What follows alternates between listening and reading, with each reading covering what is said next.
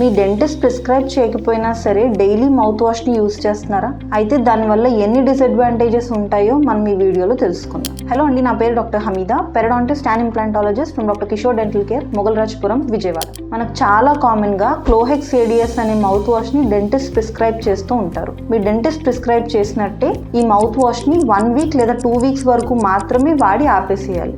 అలా కాకుండా మీరు ఈ మౌత్ వాష్ని లేదా బయట దొరికే మౌత్ వాషెస్ ఏదైనా సరే ఎక్కువ కాలం యూస్ చేస్తుంటే కనుక దానివల్ల మీకు నోట్లో బర్నింగ్ సెన్సేషన్ రావడం, నోరు పొడిబారిపోవడం, అల్సర్స్ లేదా పొక్కులు ఫామ్ అవ్వడం, నాలుగు పైన టేస్ట్ సెన్సేషన్ తగ్గిపోయి ఒక మెటాలిక్ టేస్ట్ లాగా తెలియడం, పళ్ళపైన బ్రౌన్ స్టెయిన్స్ లేదా పాచి అనేది ముందు కన్నా ఇంకెక్కువగా ఫామ్ అవ్వడం లాంటివి చూస్తూ ఉంటాం. మనకు నోట్లో గుడ్ బ్యాక్టీరియా, బ్యాడ్ బ్యాక్టీరియా అని 2 టైప్స్ ఉంటాయి. మనం యూజువల్గా మౌత్ వాష్ని బ్యాడ్ బ్యాక్టీరియా అనేది తగ్గడానికి యూస్ చేయమని చెప్తూ ఉంటాం. అలా కాకుండా మీరు ఓవర్ యూసేజ్ చేయడం వల్ల మౌత్ వాష్ని గుడ్ బ్యాక్టీరియా తగ్గిపోయి బ్యాడ్ బ్యాక్టీరియా అనేది పెరిగిపోతూ ఉంటుంది. దీనివల్ల మనకు నోట్లో ఒక అసిడిక్ ఎన్వైరన్మెంట్ అనేది క్రియేట్ అయ్యి మళ్ళీ గమ్ డిసీజెస్ వచ్చే ఛాన్సెస్ ఉంటాయి. మీ ఫ్రెండ్స్ అండ్ ఫ్యామిలీలో ఎవరైనా డైలీ ఇలా మౌత్ వాష్ని యూస్ చేస్తుంటే కనుక వెంటనే ఈ రీల్ని వాళ్ళతో షేర్ చేయండి. Thank you.